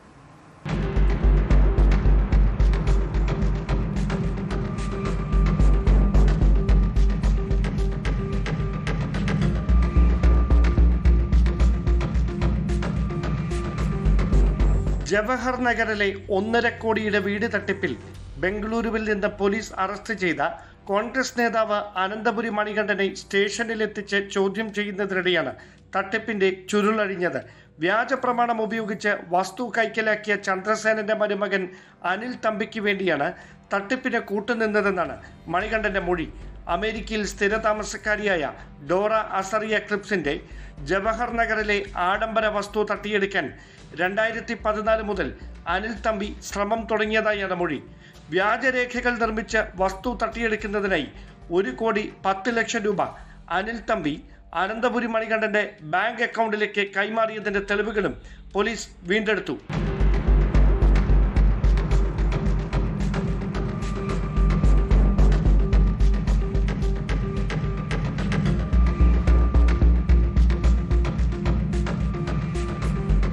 പ്രാഥമിക ചോദ്യം ചെയ്യലിന് ശേഷം കോടതിയിൽ ഹാജരാക്കി റിമാൻഡ് ചെയ്ത മണികണ്ഠനെ വിശദമായ ചോദ്യം ചെയ്യലിനും തെളിവെടുപ്പിനുമായി അടുത്ത ദിവസം പോലീസ് കസ്റ്റഡിയിൽ വാങ്ങും. അതിനിടെ വസ്തുവിന്റെ യഥാർത്ഥാവകാശിയായ ഡോറയോട് രൂപസാദൃശ്യമുള്ള വസന്തയെ മണികണ്ഠന് പരിചയപ്പെടുത്തി നൽകിയ കല്ലയം സ്വദേശി സുനിൽ ബാബുവിനെയും പോലീസ് അറസ്റ്റ് ചെയ്തു. ധനനിശ്ചയ പ്രമാണത്തിൽ കള്ളസാക്ഷിയായി ഒപ്പിട്ടതും സുനിലാണെന്നാണ് അന്വേഷണ സംഘത്തിന്റെ കണ്ടെത്തൽ. വ്യാജ പ്രമാണം തയ്യാറാക്കി വിൽപ്പന നടത്തുന്നതിന് സഹായം ചെയ്ത് നൽകിയ രജിസ്ട്രേഷൻ വകുപ്പിലെ ഉദ്യോഗസ്ഥരെ കേന്ദ്രീകരിച്ചും അന്വേഷണം പുരോഗമിക്കുകയാണെന്നാണ് സൂചന.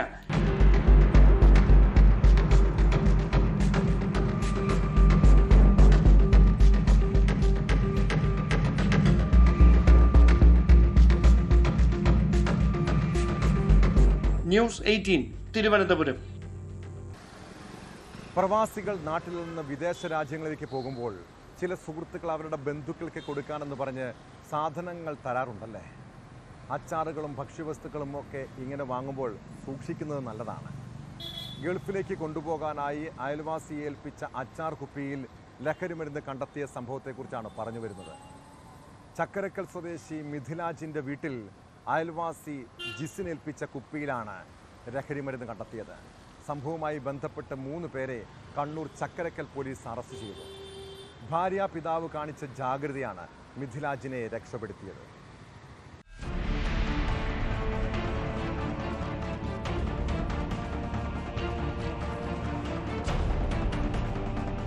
കണ്ണൂർ ചക്കരക്കൽ സ്വദേശികളായ ജിസിൻ, ശ്രീലാൽ, അർഷാദ് എന്നിവരെയാണ് അറസ്റ്റ് ചെയ്തത്. വെള്ളിയാഴ്ച സൗദി അറേബ്യയിലേക്ക് പോകാനിരിക്കുന്ന മിഥിലാജിന്റെ ഭാര്യ വീട്ടിൽ ബുധനാഴ്ച രാത്രിയാണ് അയൽവാസി ജിസിൻ അച്ചാറും ചിപ്സും അടങ്ങുന്ന പാഴ്സൽ ഏൽപ്പിച്ചത്. പാഴ്സൽ ശ്രീലാൽ എന്നയാൾ തന്നതാണെന്നും ഗൾഫിലുള്ള വഹീന് കൊടുക്കണമെന്നും പറഞ്ഞു. വഹീൻ ഇക്കാര്യം സൂചിപ്പിച്ചു മിഥിലാജിന് സന്ദേശം അയച്ചിരുന്നു. സംഭവ സമയം മിഥിലാജ് ഭാര്യ വീട്ടിലുണ്ടായിരുന്നില്ല. ഇയാളുടെ ഭാര്യ പിതാവ് അമീർ സംശയം തോന്നി പാഴ്സൽ തുറന്നു പരിശോധിച്ചപ്പോഴാണ് അച്ചാർ കുപ്പിയിൽ കവറുകൾ കണ്ടത്. ഇതിനെ തുടർന്ന് ചക്കരക്കൽ പോലീസിൽ വിവരമറിയിക്കുകയായിരുന്നു.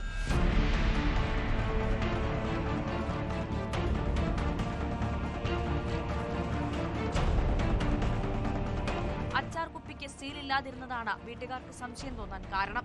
തുടർന്ന് അച്ചാർ മറ്റൊരു പാത്രത്തിലേക്ക് മാറ്റിയപ്പോഴാണ് ചെറിയ പ്ലാസ്റ്റിക് കവറിലാക്കി എന്തോ ഒളിപ്പിച്ചതായി കണ്ടെത്തിയത്. പോലീസ് നടത്തിയ പരിശോധനയിലാണ് കവറിൽ ലഹരി മരുന്നാണെന്ന് തിരിച്ചറിഞ്ഞത്. 2.6 ഗ്രാം MDMA-യും 3.04 ഗ്രാം ഹാഷിഷ് ഓയിലുമാണ് കവറിലുണ്ടായിരുന്നത്. മിഥിലാജിനെ മനഃപൂർവ്വം കുടുക്കാനുള്ള ശ്രമമാണോ നടത്തിയതെന്നും പോലീസ് അന്വേഷിക്കുന്നുണ്ട്.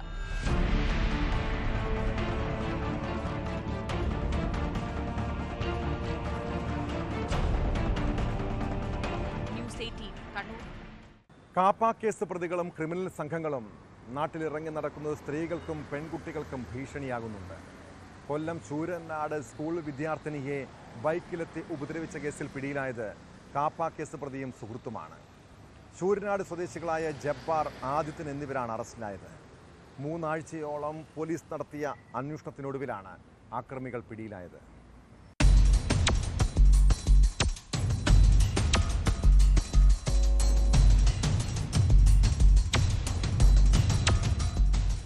ആളൊഴിഞ്ഞ സ്ഥലത്ത് വെച്ച് കടന്നുപിടിക്കാൻ ശ്രമിച്ചതോടെ വിദ്യാർത്ഥിനി നിലവിളിച്ച് ബഹളം വയ്ക്കുകയായിരുന്നു.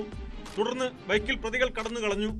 പെൺകുട്ടിയുടെ രക്ഷിതാക്കളുടെ പരാതിയിൽ കേസെടുത്ത ശൂരനാട് പോലീസ് അന്വേഷണം ആരംഭിച്ചെങ്കിലും പ്രതികളെക്കുറിച്ച് വിവരങ്ങളൊന്നും ലഭ്യമായില്ല. 3 ആഴ്ച പോലീസ് പ്രത്യേക സംഘങ്ങളായി തിരിഞ്ഞ് വാഹനങ്ങൾ കേന്ദ്രീകരിച്ച് നടത്തിയ ഊർജിതമായ അന്വേഷണത്തിനൊടുവിലാണ് പ്രതികളെ പിടികൂടിയത്. പിടിയിലായ ശൂരനാട് സ്വദേശികളായ ജബ്ബാർ, ആദിത്യൻ എന്നിവരെ പെൺകുട്ടി തിരിച്ചറിയുകയും ചെയ്തു. ശൂരനാട് SHO ജോസഫ് ലിയോന്റെ നേതൃത്വത്തിലുള്ള സംഘമാണ് പ്രതികളെ പിടികൂടിയത്. ജബ്ബാർ വിവിധ ക്രിമിനൽ കേസുകളിൽ പ്രതിയും കാപ്പ നിയമപ്രകാരം മുമ്പ് നാടുകടത്തപ്പെട്ടിട്ടുള്ളയാളുമാണ്. കോടതിയിൽ ഹാജരാക്കിയ 2 പ്രതികളെയും റിമാൻഡ് ചെയ്തു.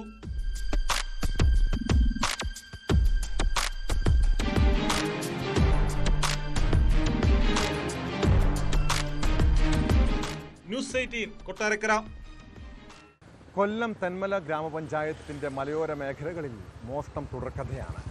4 അംഗ സംഘമാണ് ഇടമണിലുള്ള കടയുടെ ഷട്ടർ തകർത്ത് അകത്തു കയറി മോഷണം നടത്തിയത്. CCTV-കൾ പരിശോധിച്ച പോലീസിന് പ്രതികളെക്കുറിച്ച് ചില സൂചനകൾ ലഭിച്ചിരുന്നു. ഇതോടെ സമാനമായ മറ്റു കേസുകളും പരിശോധിച്ചു. ഒടുവിൽ കവർച്ചാ സംഘം പോലീസിന്റെ പിടിയിലായി. പുന്നല സ്വദേശി മുകേഷ്, കൂട്ടാളികളായ ശ്രീജിത്ത്, അനി, ബിജു എന്നിവരാണ് അറസ്റ്റിലായത്.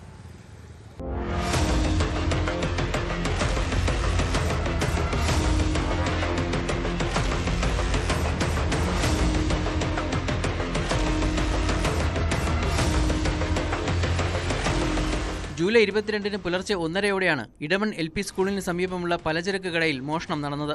ഷട്ടർ തകർത്ത് അകത്തുകയറിയ മോഷ്ടാവ് കടയിലെ മേശയിൽ സൂക്ഷിച്ചിരുന്ന 85,000 രൂപയും 2 ചാക്കുകളിലായി സൂക്ഷിച്ചിരുന്ന 250 കിലോ ഉണക്ക കുരുമുളകും 70 കിലോ കൊട്ടപ്പാക്കും അപഹരിച്ചു. തെന്മല പോലീസ് CCTV ദൃശ്യങ്ങൾ കേന്ദ്രീകരിച്ച് നടത്തിയ അന്വേഷണമാണ് പ്രതികളിലേക്ക് എത്തിയത്. സമാന സ്വഭാവമുള്ള കേസുകളിലെ പ്രതികളെക്കുറിച്ച് നടത്തിയ അന്വേഷണത്തിൽ പുന്നല ചാച്ചിപ്പുന്നയുള്ള മുകേഷ് ആണ് മോഷ്ടാവെന്ന് തിരിച്ചറിഞ്ഞു. 250 കിലോ കുരുമുളകും 85,000 രൂപയും 70 കിലോ കൊട്ടപ്പാക്കും പിന്നെ പഞ്ചായത്തിന് ലൈസൻസ്. കഴിഞ്ഞ 3 മാസത്തിന് മുമ്പ് നമ്മൾ കേസിൽ റിമാൻഡ് ചെയ്താണ് മോഷണ കേസ്. ഇപ്പോൾ ഈ മോഷണം നടന്നതിൽ നമ്മൾ ഒരുപാട് CCTVകൾ നോക്കി ആൾക്കാരെ കണ്ട് ചോദിക്കുകയൊക്കെ ചെയ്ത് അവസാനം ഒരു വേഗമായിട്ട് മുകേഷിൻ്റെ ഡീറ്റെയിൽസ് കിട്ടി. അങ്ങനെ അന്വേഷിച്ച് വരുമ്പോൾ മുകേഷ് പറഞ്ഞിട്ട് സാധനം കൊണ്ട് കൊടുത്തായിട്ട് അറിഞ്ഞു. കടകളിലൊക്കെ ചെന്ന് ചോദിച്ച് ആൾക്കാരെ കണ്ടു ചോദിച്ച് സാക്ഷികളൊക്കെ കണ്ടു ചോദിച്ച് ശരിക്കും മുകേഷിലേക്ക് എത്തുകയായിരുന്നു നമ്മൾ ചെയ്യുന്നത്.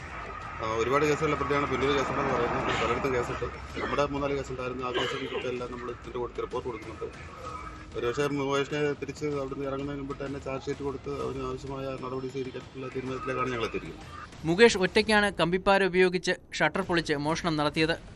പിന്നീട് മോഷണ സാധനങ്ങൾ വിൽക്കാനായി ഒപ്പം കൂടിയവരാണ് മറ്റുള്ളവർ. മുകേഷിനെയും ശ്രീജിത്തിനെയും ചാച്ചിപ്പുന്നയുള്ള വീട്ടിൽ നിന്നും അനി, ബിജു എന്നിവരെ കലയനാട് മാർക്കറ്റിൽ നിന്നുമാണ് പിടികൂടിയത്. തെന്മല SI അമീൻ, CPOമാരായ രഞ്ജിത്ത്, അഭിജിത്ത്, മൻസൂർ, അജിത്, വിഷ്ണു UK എന്നിവരുടെ നേതൃത്വത്തിലുള്ള സംഘമാണ് പ്രതികളെ പിടികൂടിയത്.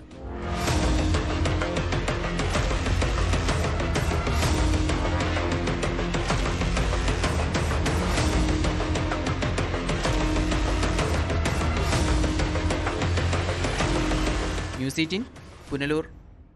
പൊതുസ്ഥലങ്ങളിലും മാർക്കറ്റുകളിലും കവർച്ചാ സംഘങ്ങൾ ഒളിഞ്ഞിരിക്കുന്നുണ്ട്. സ്ത്രീകളെ ലക്ഷ്യമിട്ടാണ് ഇവർ നാട്ടിലിറങ്ങിയിരിക്കുന്നത്. തിരുവനന്തപുരം കാട്ടാക്കടയിൽ ചന്തയിൽ വന്ന വീട്ടമ്മയുടെ സഞ്ചിയിൽ നിന്ന് സ്വർണവും പണവും കവർന്ന കേസിൽ പ്രതിയെ പോലീസ് അറസ്റ്റ് ചെയ്തു. CCTV കേന്ദ്രീകരിച്ച് നടത്തിയ അന്വേഷണത്തിലാണ് നെടുങ്ങാട് സ്വദേശി ശ്യാമള പിടിയിലായത്.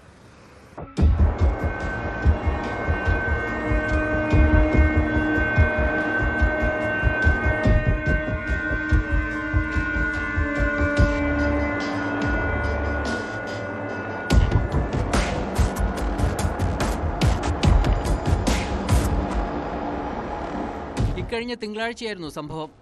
കാട്ടാക്കട ചന്തയിൽ പച്ചക്കറി വാങ്ങാൻ വന്ന കിള്ളി സ്വദേശി യഹ്യയുടെ കയ്യിൽ നിന്നാണ് സ്വർണവും പണവും അടങ്ങിയ പേഴ്സ് കവർന്നത്. വീട്ടിൽ ആരുമില്ലാത്തപ്പോൾ സ്വർണം സൂക്ഷിക്കുന്നത് ശരിയല്ലെന്ന് കരുതി സ്വർണവും പണവും പേഴ്സിലാക്കി കയ്യിൽ കരുതിയായിരുന്നു ഇവർ ചന്തയിലെത്തിയത്.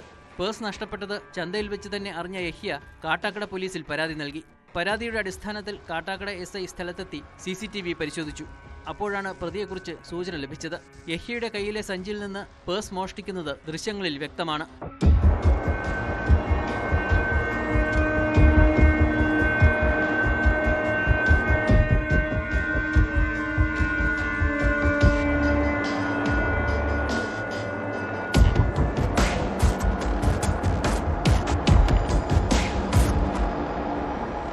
അന്വേഷണത്തിൽ നെടുമങ്ങാട് സ്വദേശി ശ്യാമളയാണ് പ്രതിയെന്ന് തിരിച്ചറിഞ്ഞു. തുടർന്ന് ഇവരെ വീട്ടിൽ നിന്ന് കസ്റ്റഡിയിലെടുക്കുകയായിരുന്നു. പ്രതിയുടെ കയ്യിൽ നിന്ന് സ്വർണവും പണവും പേഴ്സ് സൂക്ഷിച്ചിരുന്ന കവറും കിട്ടി. പ്രതിയെ കാട്ടാക്കട കോടതിയിൽ ഹാജരാക്കി.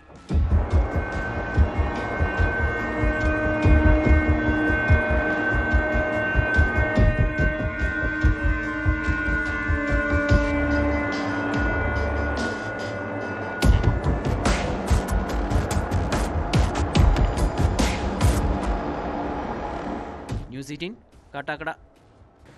2008 സെപ്റ്റംബർ 29 നാസിക്കിലെ മലേഗാവിലുണ്ടായ സ്ഫോടനം രാജ്യത്തേറെ കോളിളക്കം സൃഷ്ടിച്ചതാണ്. മുൻ BJP MP പ്രജ്ഞാ സിംഗ് താക്കൂറും മുൻ ആർമി ഓഫീസർ പ്രസാദ് ശ്രീകാന്ത് പുരോഹിതും ഉൾപ്പെടെ പ്രതിക്കൂട്ടിലായ കേസ്. 6 പേരുടെ ജീവൻ നഷ്ടപ്പെട്ട ആ സംഭവം രാജ്യത്തെ പല ഏജൻസികളും അന്വേഷിച്ചു. ഒടുവിൽ സംഭവം നടന്ന് 17 വർഷത്തിന് ശേഷം മലേഗാവ് സ്ഫോടന കേസിൽ മുഴുവൻ പ്രതികളെയും വെറുതെ വിട്ടിരിക്കുന്നു. അന്വേഷണ ഏജൻസികൾ കേസ് തെളിയിക്കുന്നതിൽ പൂർണ്ണമായി പരാജയപ്പെട്ടെന്നാണ് കോടതിയുടെ കണ്ടെത്തൽ. ഗൂഢാലോചനയും പ്രതികൾക്കെതിരെയുള്ള ആരോപണങ്ങളും തെളിയിക്കാനായില്ലെന്നും മുംബൈ NIA പ്രത്യേക കോടതി വ്യക്തമാക്കി.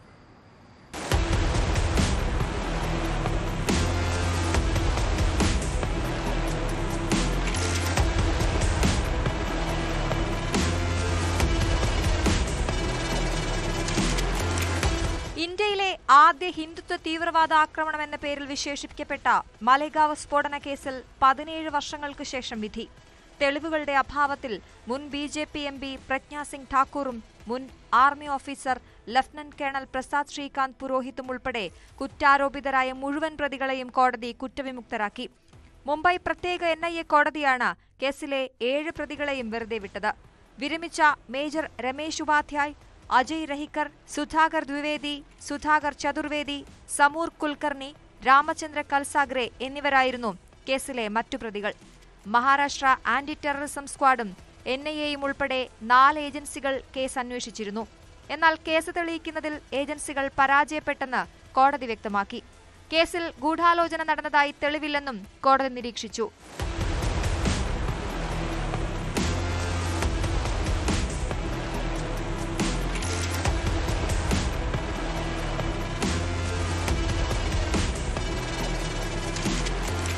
കേസിൽ സ്ഫോടനം നടത്താൻ ഉപയോഗിച്ച ബൈക്ക് പ്രജ്ഞാ സിംഗിന്റെ പേരിലുള്ളതെന്നായിരുന്നു പ്രോസിക്യൂഷൻ വാദം.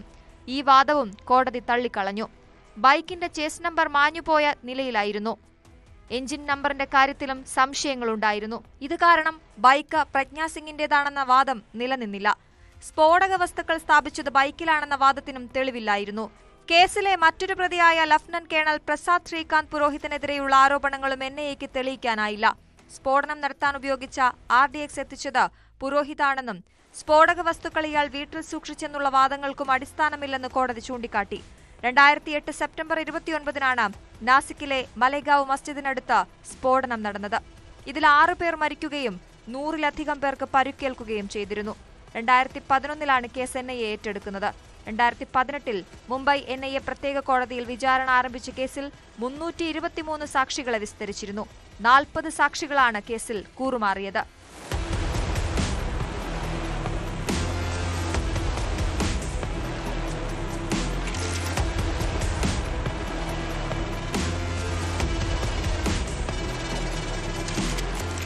News desk, news 18.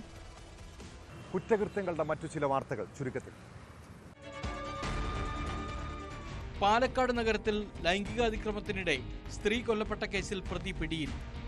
കഴിഞ്ഞ ദിവസം 46-കാരിയായ സീനത്തിനെ കൊന്ന കേസിൽ പിടിയിലായത് വണ്ടിത്താവളം സ്വദേശി സുബയ്യൻ. ഇടുക്കിയിൽ കൃഷിയിടത്തിൽ നിന്ന് വിളവെടുപ്പിനിടെ ഏലക്ക മോഷ്ടിച്ച തമിഴ്നാട് സ്വദേശി പിടിയിൽ. പിടിയിലായത് തേനി സ്വദേശി മുരുകൻ. കോഴിക്കോട് മുക്കത്ത് പട്ടാപ്പകൽ കടയിൽ കയറി മോഷണം. മുക്കം മാർക്കറ്റിലെ NPM എന്ന കടയിലെ കവർച്ചയുടെ CCTV ദൃശ്യങ്ങൾ പുറത്ത്. പാലക്കാട് പട്ടാമ്പി കൊപ്പത്ത് 29 ഗ്രാം MDMA-യുമായി 4 പേർ പിടിയിൽ. പിടിയിലായത് കൊപ്പം സ്വദേശി നബീൽ, വണ്ടൂർ സ്വദേശി നബ്ഹാൻ, തിരുവേഗപ്പുറ സ്വദേശി ഹൈദരാലി, മഞ്ചേരി സ്വദേശി നിഖിൽ എന്നിവർ. പട്ടാമ്പിക്കൊപ്പത്ത് ലോറിയിലെത്തിച്ച നിരോധിത പുകയില ഉൽപ്പന്നങ്ങൾ പിടികൂടി. ലോറി ഡ്രൈവർ കസ്റ്റഡിയിൽ. നവോത്ഥാന നായകനെന്നും ദളിത് വിമോചകനെന്നും വിമോചന ഗായകനെന്നും ഒക്കെ വേടനെക്കുറിച്ച് പറഞ്ഞവരൊക്കെ ഇപ്പോൾ എവിടെ പോയി? യുവ വനിതാ ഡോക്ടർ നൽകിയ പരാതിയിൽ വേടനെതിരെ ബലാത്സംഗ കേസെടുത്തതോടെ ഇനിയും അയാളെ ന്യായീകരിക്കാൻ നിങ്ങൾക്ക് കഴിയുമോ? കഞ്ചാവ് കേസിൽ പിടിക്കപ്പെട്ടപ്പോൾ കഞ്ചാവ് ഉപയോഗിക്കുന്നതിൽ എന്താണ് തെറ്റെന്ന് ചോദിച്ചവരുണ്ട്. പുലിനഖ കേസിൽ നടപടി ഉണ്ടായപ്പോൾ അത് ദളിത് വേട്ടയാടലെന്ന് പറഞ്ഞവരാണ് നമ്മുടെ നാട്ടിലെ ബുദ്ധിജീവികൾ. ഇപ്പോൾ പെണ്ണ് കേസിൽപ്പെട്ട വേടനെ ന്യായീകരിക്കുന്ന ചില ആളുകളെയും കണ്ടു. വേടൻ മാത്രമല്ല, ഇരയാകപ്പെട്ട ആ പെൺകുട്ടിയും ദളിത് വിഭാഗത്തിൽപ്പെട്ടതാണെന്ന് മറക്കരുത്. ദളിത് അവസ്ഥകളെ തൻ്റെ മാർക്കറ്റിംഗ് ടൂളാക്കിയവനാണ് വേടൻ. കഞ്ചാവ് ഉപയോഗിക്കുന്നത് തെറ്റാണെന്നും തനിക്ക് തെറ്റുപറ്റിയെന്നും പറഞ്ഞ വേടൻ പുതിയ കാലഘട്ടത്തിലെ മാതൃകയാണെന്ന് ഒരിക്കൽ പറഞ്ഞെങ്കിൽ അത് തിരുത്തട്ടെ. പെൺകുട്ടികളെ ലൈംഗികമായി ചൂഷണം ചെയ്യുന്ന റാപ്പർ വേടൻ ഇരയല്ല, വേട്ടക്കാരനാണ്. ആരാധികമാരായ യുവതികളുടെ ജീവിതം പിച്ചിച്ചീന്തിയ വേടൻ്റെ തനി സ്വഭാവം ഇനിയെങ്കിലും നമ്മൾ മനസ്സിലാക്കണം. ഇതോടെ പോലീസ് പട്രോൾ പൂർണ്ണമാകുന്നു. നമസ്കാരം.